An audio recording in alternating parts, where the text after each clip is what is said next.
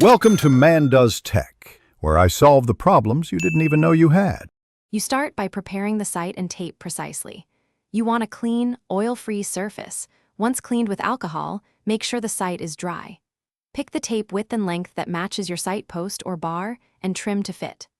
Align the lower edge first and lay the tape while pressing from the center outward to force out air. Doing this prevents lift and ensures consistent light reflection, which matters for repeatable sight alignment and accuracy downrange. Once the tape is applied, focus on fine placement to tune your point of aim. You should shift tape in tiny increments, about 1/32 of an inch, to move impact predictably. This is how you dial in without permanent modification. Make tapered cuts on the ends to clean up the sight picture, and check centering through your peep or scope to confirm alignment. If you need height adjustments, layer thin strips rather than a single bulky piece, so your sight picture stays crisp and consistent. You finish by securing the tape and validating it on the range.